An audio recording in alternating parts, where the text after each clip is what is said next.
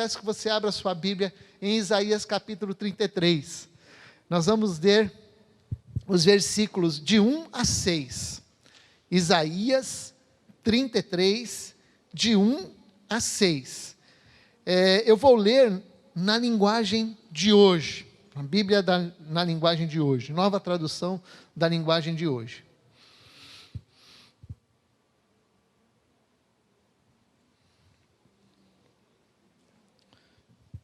Todos acharam aí?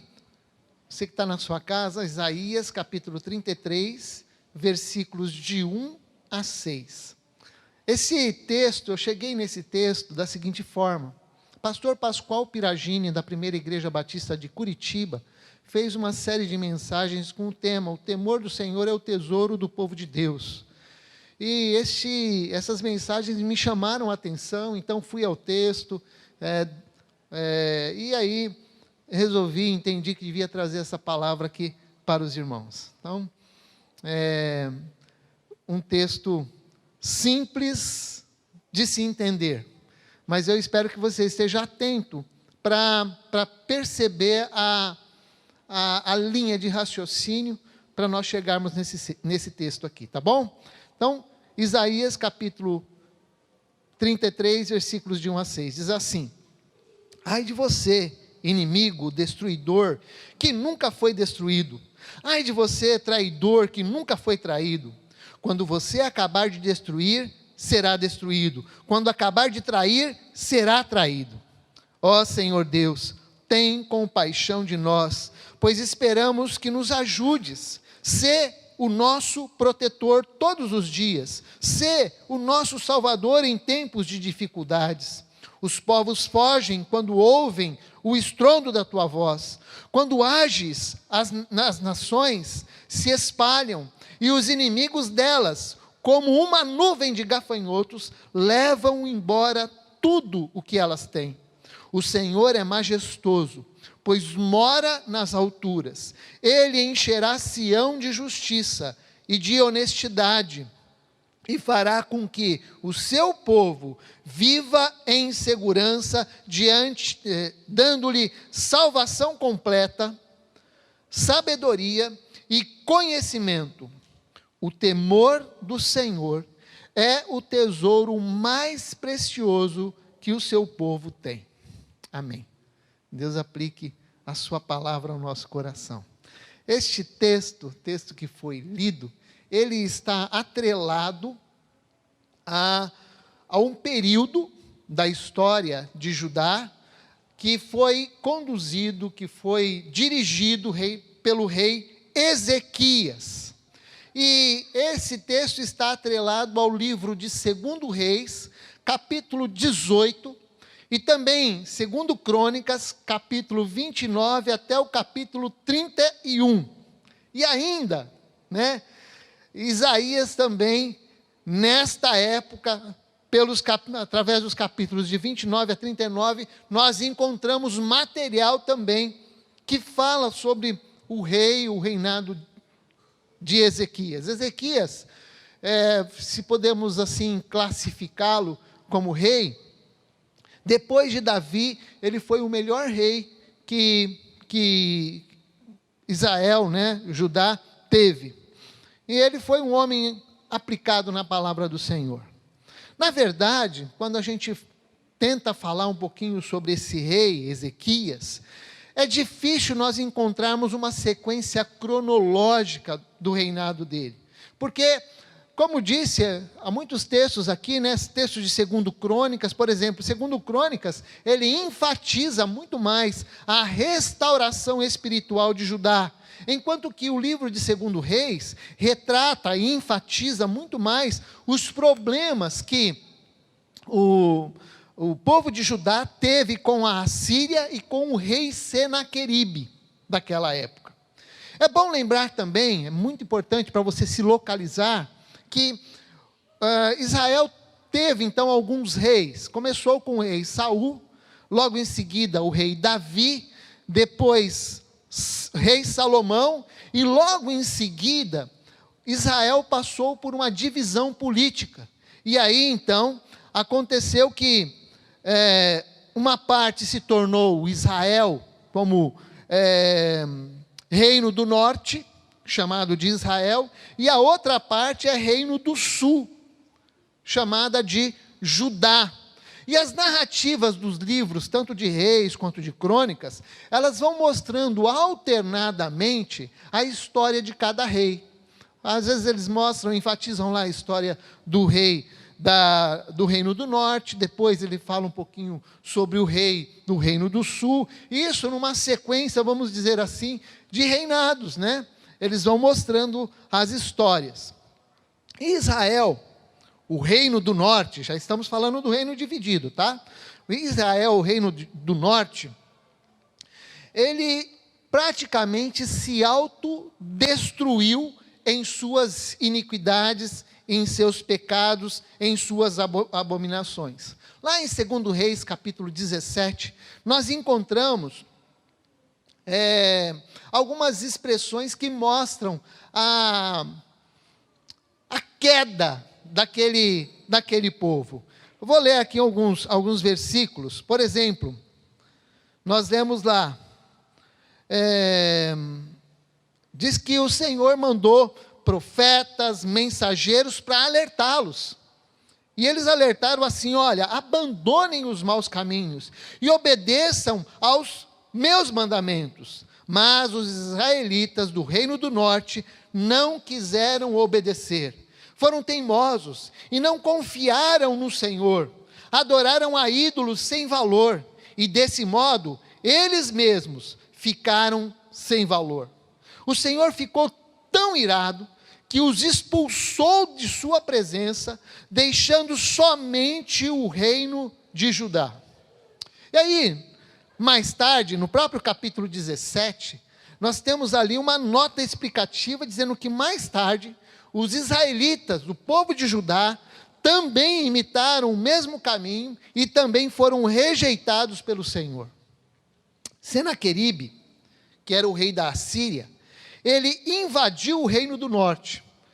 Ele invadiu então o Reino do Norte, levou a maior parte do povo cativo para a Síria e trouxe pessoas de outros povos para habitar ali nas terras do Reino do Norte, de Israel.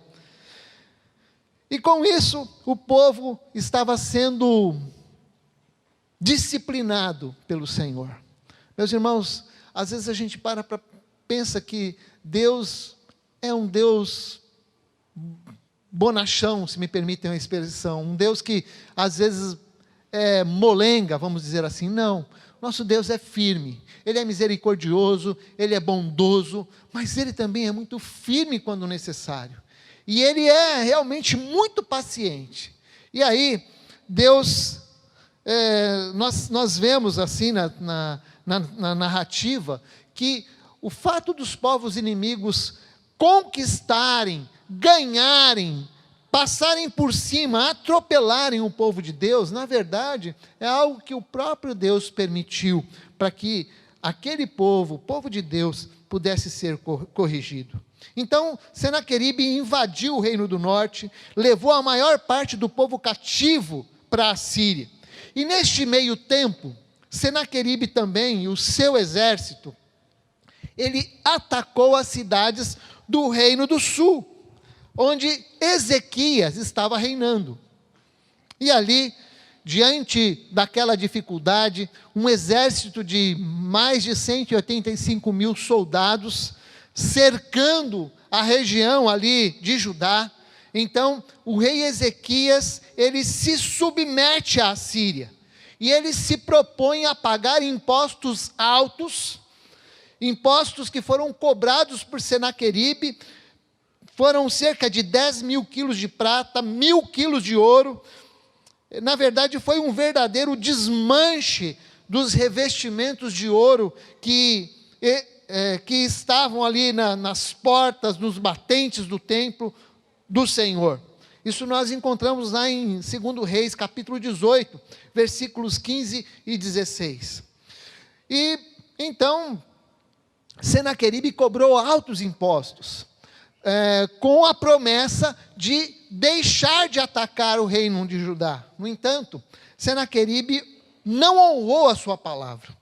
O rei agiu traiçoeiramente, ele invadiu ou enviou um exército e cercou as terras de Judá, afrontou Deus, ridicularizou Ezequias. E o rei Senaqueribe dizia a Ezequias o seguinte: olha, em que você está baseando a sua confiança? Você está pensando que as palavras podem tomar o lugar da experiência militar e da força? Quem você pensa que vai ajudá-lo na sua revolta contra o rei da Assíria? Você está confiando na ajuda do Egito? Ou você vai me dizer que confia no Senhor, o seu Deus? E aí Senaqueribe afrontou mais ainda, dizendo àquele povo, mandando mensagens para o povo de Deus, dizendo assim: não deixem que Ezequias os convençam de confiar em Deus. Não sei se você está com a sua Bíblia aberta em Isaías 33, mas se você observar ali os versículos 7 a 9, versículos que nós não lemos, é como se ele fosse um filminho, um pequeno filme, aqueles filminhos que passam em WhatsApp, né? Ele mostrou ali, esses versículos mostram a situação que estava aquela região de Judá. Diz lá o texto que os soldados de Judá lamentavam nas ruas. Os embaixadores que lutavam pela paz choravam amargamente. As estradas estavam vazias. Os acordos entre Judá e a Assíria foram quebrados e as terras do país estavam desgastadas. Essa era a situação da cidade. Eles viviam um deserto. O povo de dentro estava com medo, porque o exército da Assíria era grande. E certamente seria muito difícil vencê-los. E é dentro deste verdadeiro caos que o povo cercado, rei Ezequias desprezado, Deus afrontado, dentro dessa situação, o povo de Deus conseguiu obedecer em silêncio às ordens de Ezequias. Ezequias, ainda que estivesse com medo, ele persistiu.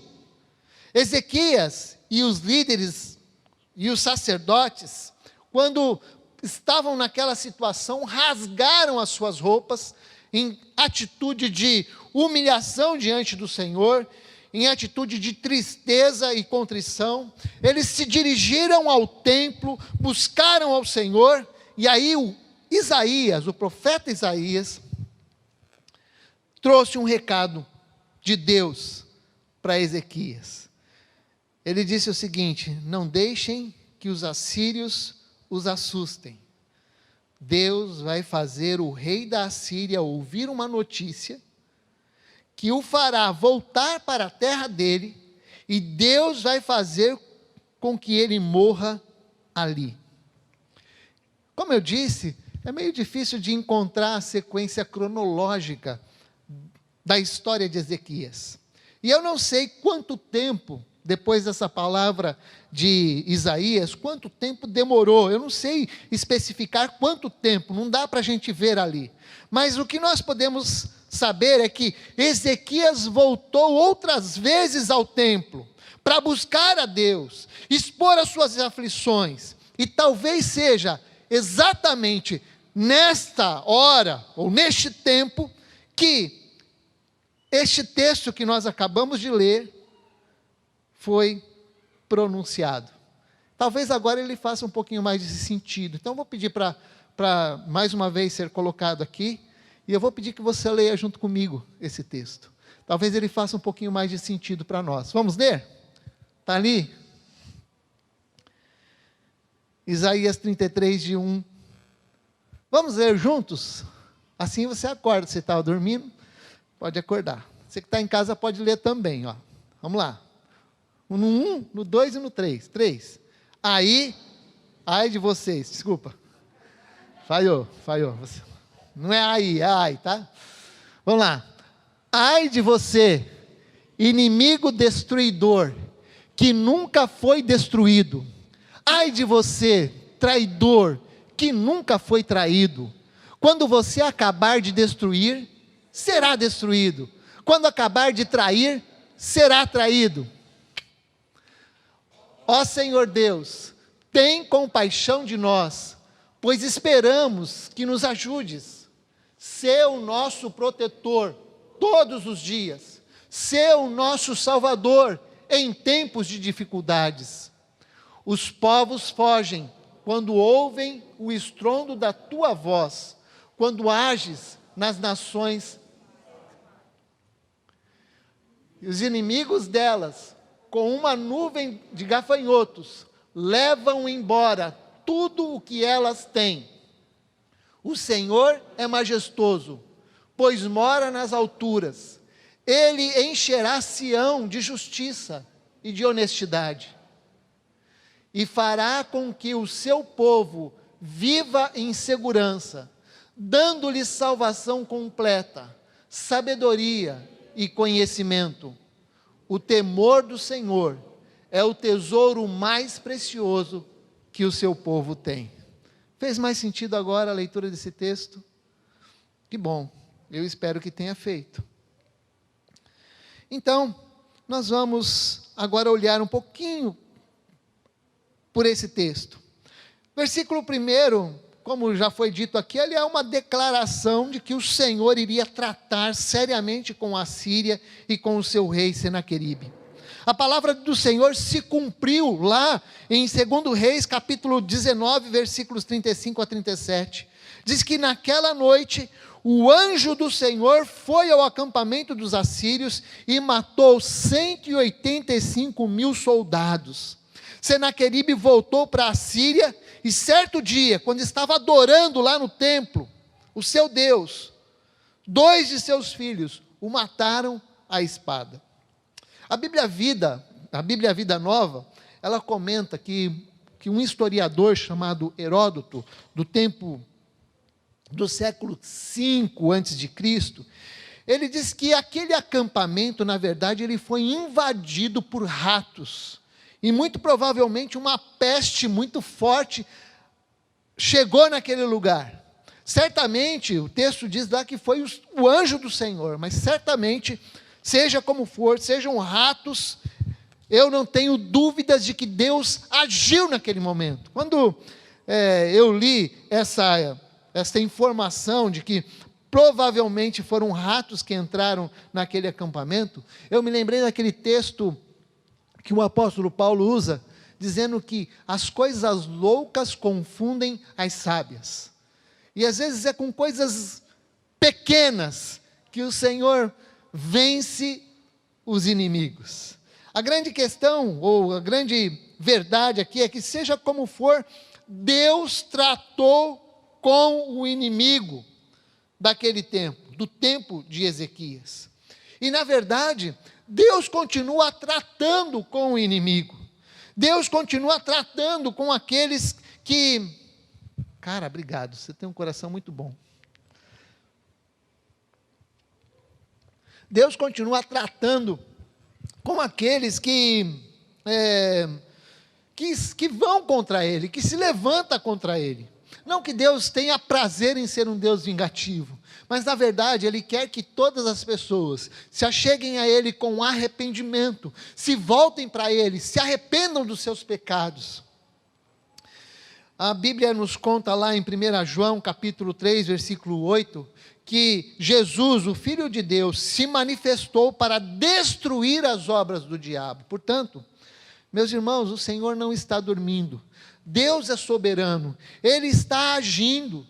Nós temos falado um ao outro, nesse tempo, que tudo isso vai passar, não é? Quando a gente fala, estou com saudade, aí a palavra de consolo, basicamente é essa, tudo isso vai passar. A Ondina diz, nós vamos nos abraçar de novo. Então, é verdade, mas nós precisamos também nos consolar, lembrando que Deus é soberano, que Deus está agindo, e nós precisamos nos consolar com estas verdades, porque Ele está no controle.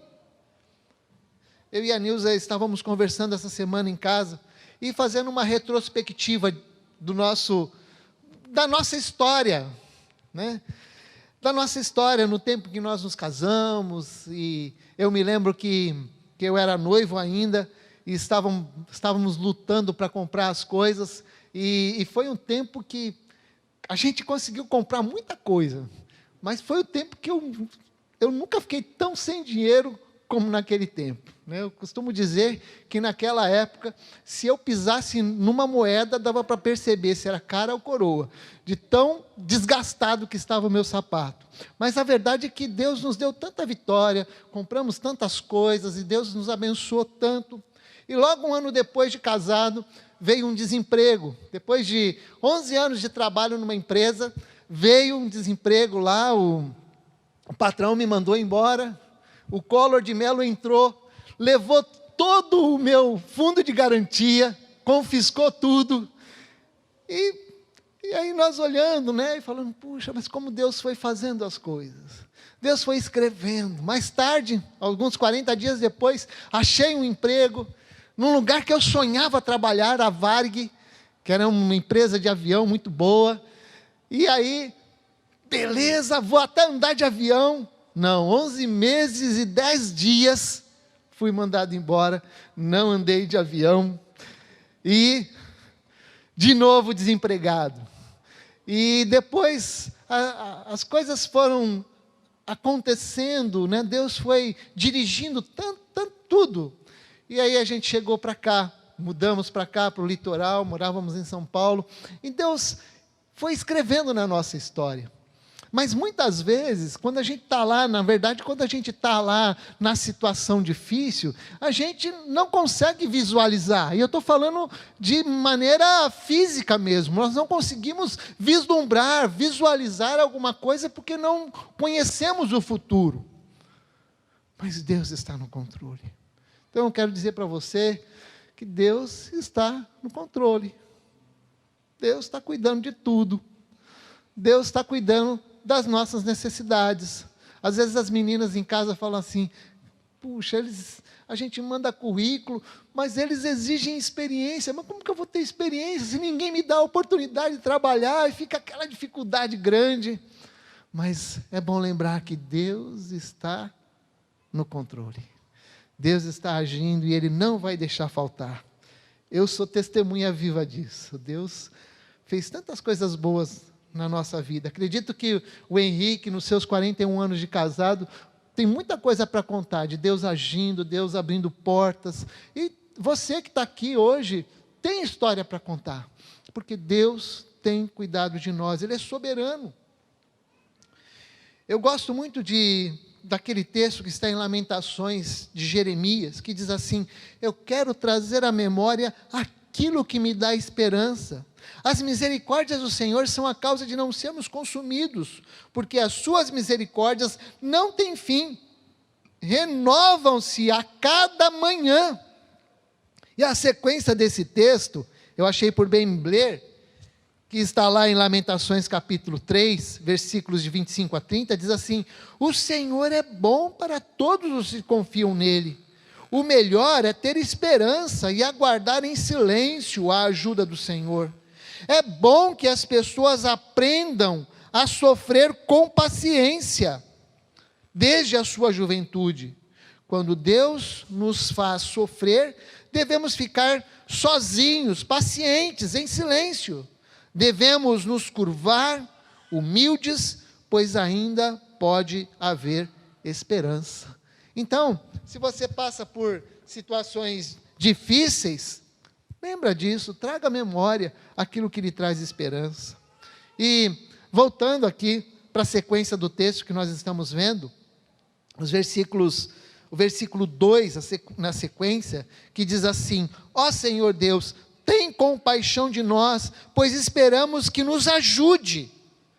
Essa expressão, esperamos que nos ajudes, ou então algumas Bíblias nós vamos encontrar assim, por ti temos esperado, na verdade é uma confiante esperança de que Deus se unirá com misericórdia, salvando-nos em tempos difíceis. Não se trata apenas de esperamos que o Senhor nos ajude de alguma forma, mas sim que Ele se une a nós, Ele se junta a nós, com a sua bondade, com a sua soberania,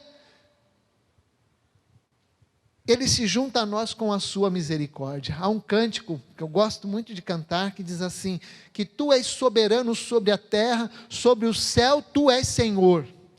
E apesar desta glória que tens, Tu te importas comigo também. Então Deus nos enxerga, Deus nos vê, Deus cuida de nós. Há um texto, aliás, há uma música que eu gosto muito, que é do Estênio Márcios. Ele fez uma música chamada Tapeceiro, e ele diz assim, Tapeceiro é um grande artista. E quando você olha para aquele trabalho que ele está fazendo, você não entende, né? O tear, você não entende. Se você vai olhar do avesso, é uma bagunça tão grande, mas a música continua dizendo que o tapeceiro sabe o que ele está fazendo. E ele aplica esta ilustração para nós, que a nossa vida ela é uma obra de tapeçaria, e que Deus está tecendo, unindo ali os fios que são tristes, nublados, com aqueles fios coloridos que são mais alegres, e aí Ele vai formando a história da nossa vida. Deus escreve a história da nossa vida. Deus tem teado as nossas vidas. Na minha visão, parece que muitos de nós estão mais sensíveis agora do que há um ano passado. Em abril do ano passado, talvez nós não estivéssemos tão sensíveis a essa situação de pandemia que nós estamos vivendo. Mas hoje estamos mais. Por quê? Por diversos fatores. Talvez porque pessoas mais próximas passaram por essa doença, algumas pessoas foram levadas, foram ceifadas, vidas ceifadas.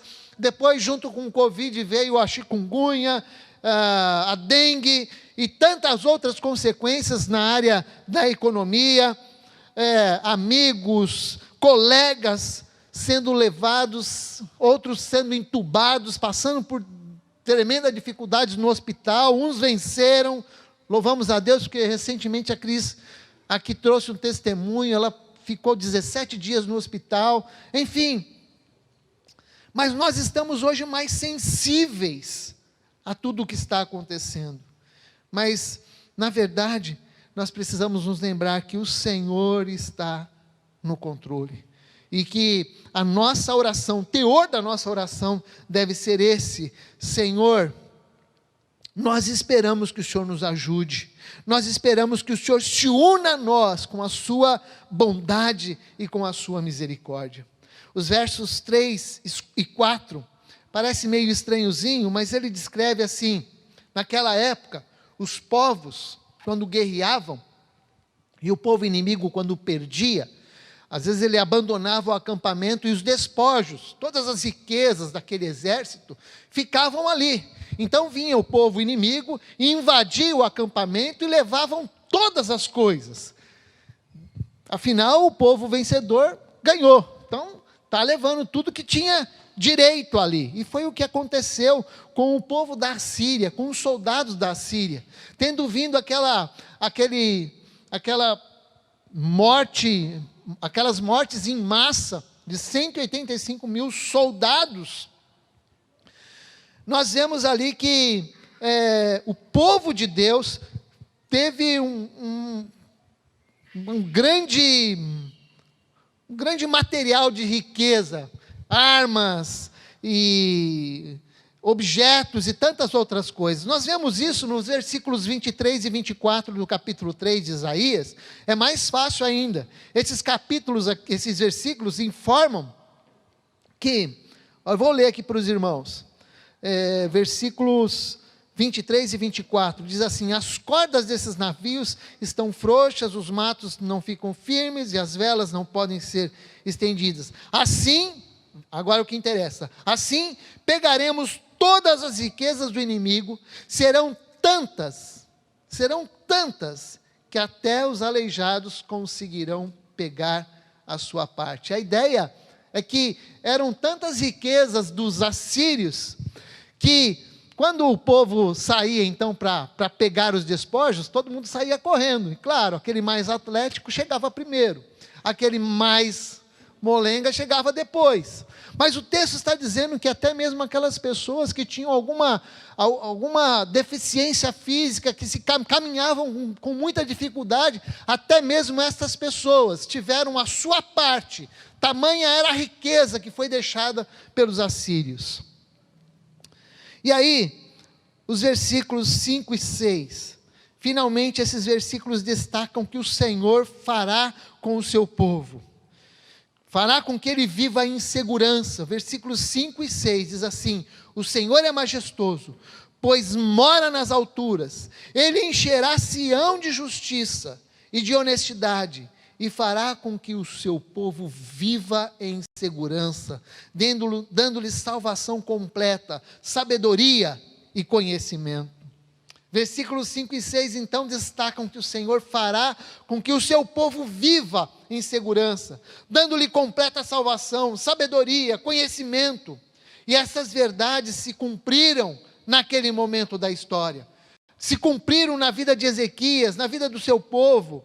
De forma sobrenatural eles foram livrados do inimigo, sem gastar nenhuma munição, sem perder nenhum soldado. Essa foi a grande vitória. No entanto, a frase que me salta aos olhos, e que eu quero compartilhar com os irmãos, é que o temor do Senhor é o tesouro mais precioso que o seu povo tem. O temor do Senhor, que fora perdido pelo povo do norte, Israel, ainda estava vivo no reino de Judá. Eu não sei qual é a Bíblia que você tem aí nas suas mãos, mas se você olhar o versículo 6, você vai ver, se a sua Bíblia, por exemplo, é uma Bíblia da Revista e Atualizada, você vai ler assim: o temor do Senhor será o teu tesouro.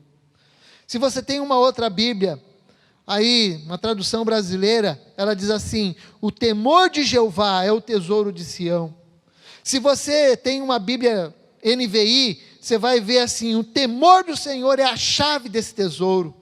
Se você tem uma Bíblia na linguagem de hoje, como está aqui, diz que o temor do Senhor é o tesouro mais precioso que o seu povo tem. Se você tem uma Bíblia King James aí, diz que o amor reverente a Deus, a Yahvé, será o seu maior tesouro. E se você tem uma Bíblia católica, a Bíblia Nova Jerusalém, você vai ler assim: olha, o temor de Yahvé, eis o seu tesouro. Veja que em todos os textos você encontra a palavra tesouro. Isaías parece ser o único personagem bíblico que define o temor como um tesouro, o temor a Deus como um tesouro. Talvez porque lá no capítulo 6, Isaías teve uma experiência marcante com Deus. E eu vou pedir licença para ler esse texto, porque ele é de grande importância para nós. Lá no capítulo 6, ele teve uma experiência marcante com o Senhor. Diz lá, Isaías 6, versículo 1, diz assim: no ano em que o rei Uzias morreu, eu vi o Senhor sentado num trono alto e elevado. O seu manto se estendia pelo templo inteiro, e em volta dele estavam serafins. Cada um deles tinha 6 asas. Com 2 eles cobriam o rosto, em sinal de reverência. Com 2 cobriam o corpo, e com as outras 2 voavam. E eles diziam em voz alta uns aos outros: Santo, Santo, Santo é o Senhor Todo-Poderoso, e a sua presença gloriosa enche o mundo inteiro. E aí, quando Isaías ouviu todo aquele barulho das vozes dos serafins, ele tremeu, os alicerces tremeram, e ele foi ficando cheio de fumaça. Então Isaías disse assim: ai de mim, Eu estou perdido, pois os meus lábios são impuros e moro no meio de um povo que também tem lábios impuros. E com os meus próprios olhos eu vi o Rei, o Senhor Todo-Poderoso. Aí, um dos serafins veio para mim, segurando com uma tenaz, uma brasa viva, que havia tirado do altar. E ele tocou a minha boca com a brasa e disse: agora que esta brasa tocou os seus lábios, as suas culpas estão tiradas e os seus pecados estão perdoados.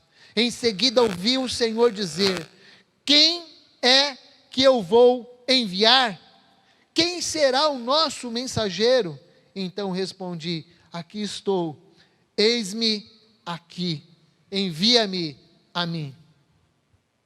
Isaías então viveu uma experiência marcante com Deus. Ele era um homem de lábios impuros. Quando ele se aproximou de Deus, ele percebeu a santidade de Deus, percebeu os seus pecados. O caso dele era um homem de lábios impuros. E quando eu olho para esse texto, eu vejo temor. Parece que o temor é um medo de se aproximar de Deus na condição de pecador. E ao mesmo tempo, quando nós nos aproximamos com temor, nos aproximamos dele com um desejo de obedecê-lo, porque Deus opera em nós, Deus opera e ele gera constrangimento e voluntariedade ao mesmo tempo, para que nós sirvamos aos seus propósitos. Sim, há uma definição que diz que temor é respeito, é reverência a Deus, é fruto de reconhecimento da grandeza de Deus, da sua santidade. Isso é verdade.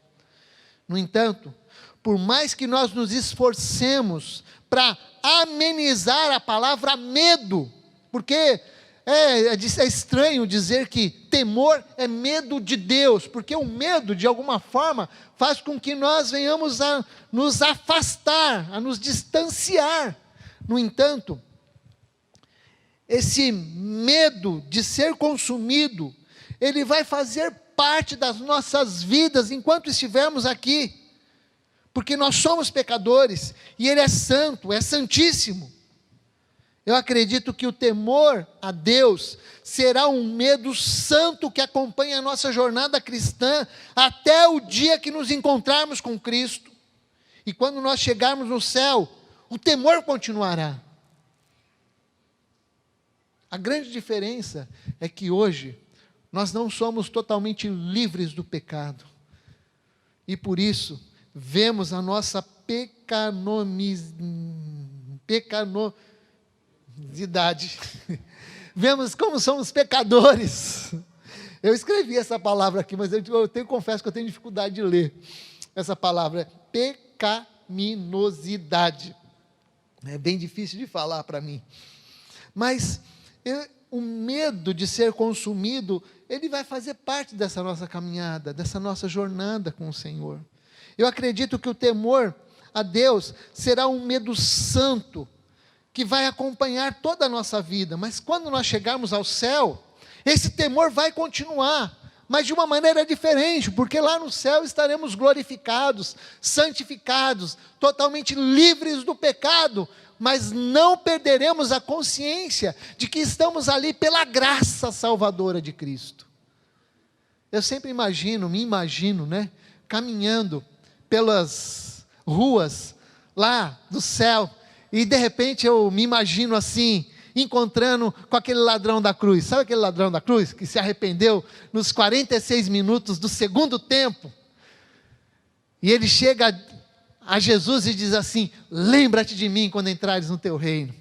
Eu imagino eu encontrando aquele cara e dizendo assim: cara, o que te trouxe aqui?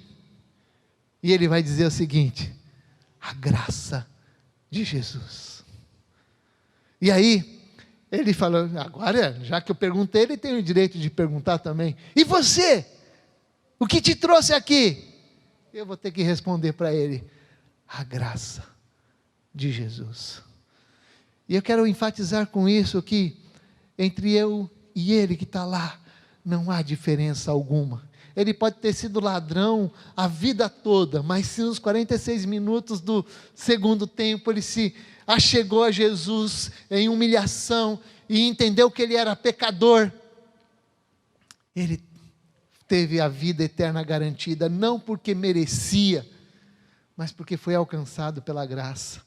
E nós estamos na mesma situação. Eu não sei de onde você veio, quem é você, quantas coisas você fez na vida, mas a grande verdade é que o Senhor nos salva pela sua graça. Glória a Deus por isso. E essa será a grande diferença do temor. Hoje, nós tememos a Deus porque somos pecadores. Lá, nós continuaremos a temer a Deus porque fomos alcançados pela sua graça. E a gloriosa presença de Deus estará enchendo aquele lugar. Eu, ainda falando sobre essa questão de temor, você já comeu uma comida que é meio doce, meio salgada, agridoce, né? A gente costuma dizer isso. Meio doce, meio salgada, é meio indefinido. Eu creio que caminhar com temor é uma mistura de que, quando nós vemos a santidade de Deus e também constatamos que somos pecadores, caminhar com Deus é o desejo de acertar, mas também é o desejo também é o receio de desagradar a Deus. Há alguns textos que falam sobre temor. Provérbios 1,7 diz que para ser sábio é preciso primeiro temer a Deus. Provérbios 8,13 diz que temer o Senhor Deus é odiar o mal. Eu odeio o orgulho e a falta de modéstia, os maus caminhos e as palavras falsas. Provérbios capítulo 14, versículo 26 e 27, diz assim: no temor ao Senhor, o homem encontra um forte apoio e também segurança para a sua família. O temor do Senhor é uma fonte de vida e ajuda a evitar as armadilhas da morte. O temor do Senhor é um tesouro para nós. Agora a questão é como que você tem cuidado deste tesouro? Como você considera esse tesouro? Eu não sei qual é o grau de preciosidade que o temor tem na sua vida.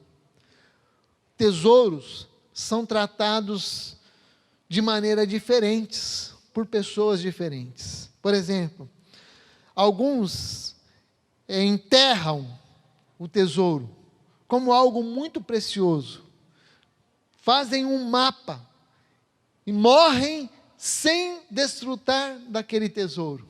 Aí alguém acha aquele mapa e encontra aquele tesouro, sem que você nunca tivesse desfrutado dele. Outros desvalorizam, depreciam os seus tesouros. Outros ainda abandonam o tesouro. Outros ainda trocam por outros tesouros que não têm valor algum, como fizeram os israelitas. Deixaram de adorar o Deus vivo para adorar deuses sem vida, feitos por mãos humanas. A grande verdade é que o temor a Deus é o nosso tesouro. Tesouro que precisa ser usado. Que valor tem uma pulseira ou um anel que as mulheres têm com tanto carinho, mas não saem na rua com ele porque tem medo de ser roubado? E eu não censuro isso, mas não tem sentido guardar um tesouro, não usar um tesouro. O temor é algo que precisa ser usado, é algo que precisa ser cultivado, é algo que precisamos deixar.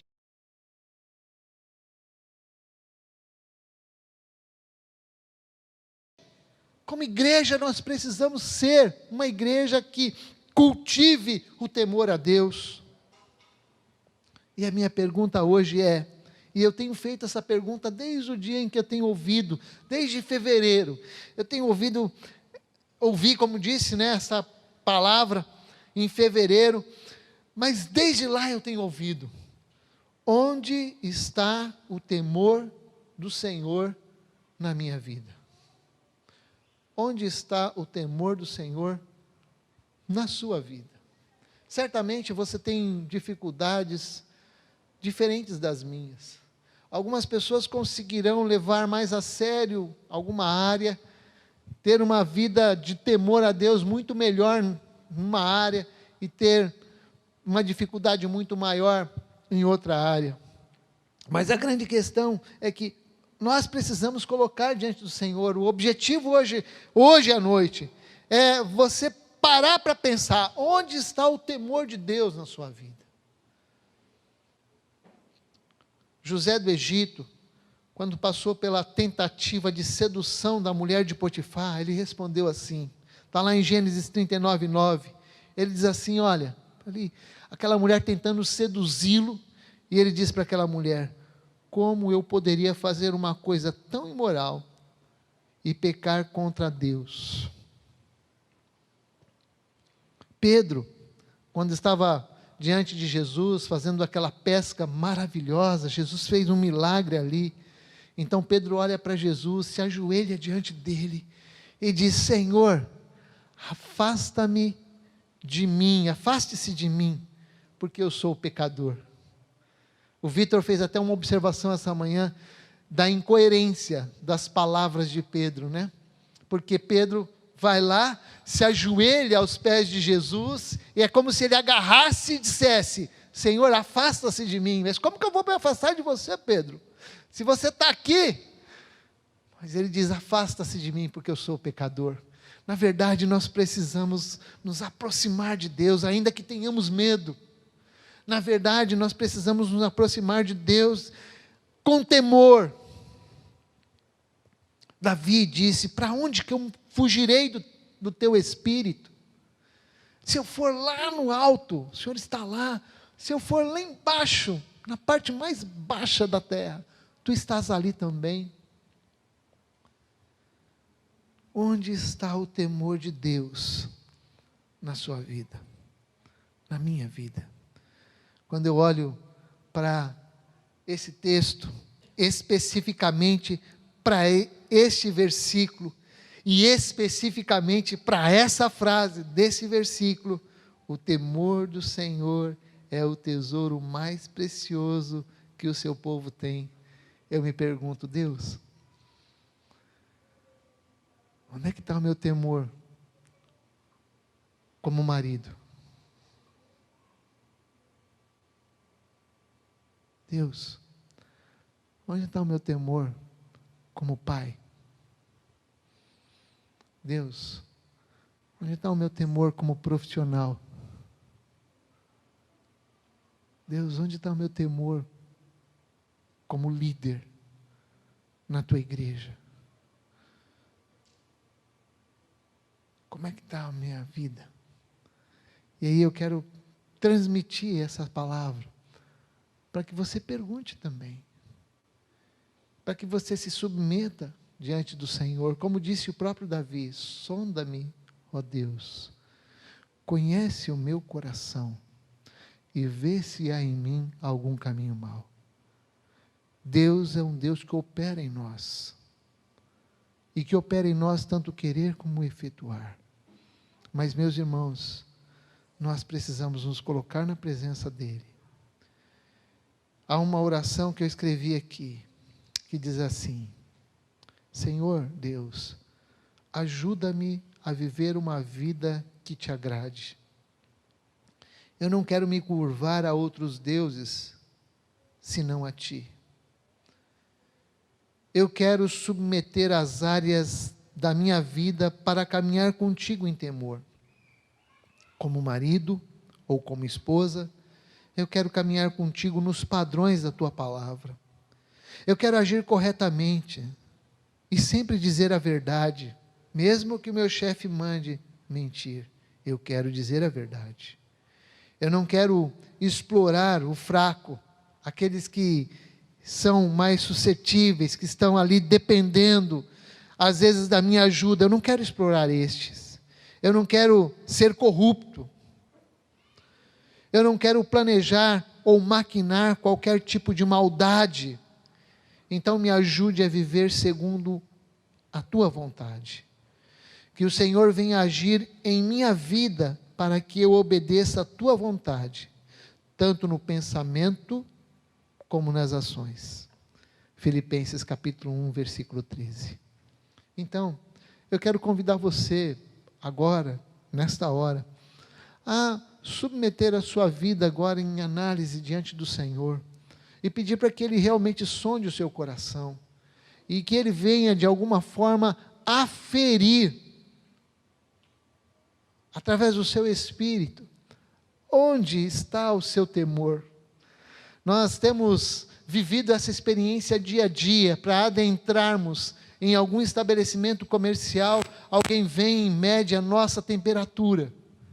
Eu quero convidar você a vir, para que o Senhor venha com o Espírito Santo, que não é um aparelho, que é algo vivo, que habita no coração do crente, e que esse Espírito venha aferir o seu temor, e que de fato nós venhamos olhar para Deus e dizer como Isaías: tem misericórdia de mim, porque eu sou um homem de lábios impuros. Ah, Deus, não, por favor, não me consuma. E eu tenho certeza que o Senhor vai operar na sua vida, porque Deus tem prazer em perdoar, Deus tem prazer em agir na nossa vida, Deus tem prazer em resgatar o pecador.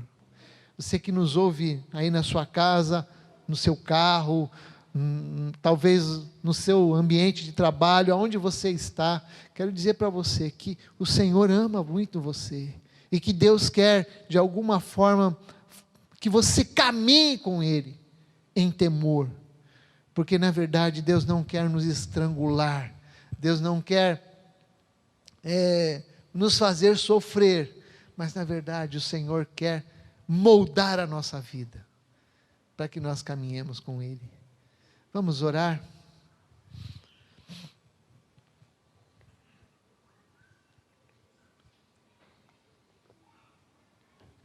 Nosso Deus e nosso Pai, quero colocar diante de Ti a vida de cada um que está aqui, Senhor, e de cada um que está ali ouvindo esta palavra, que o Teu bom Espírito venha transformar nosso coração.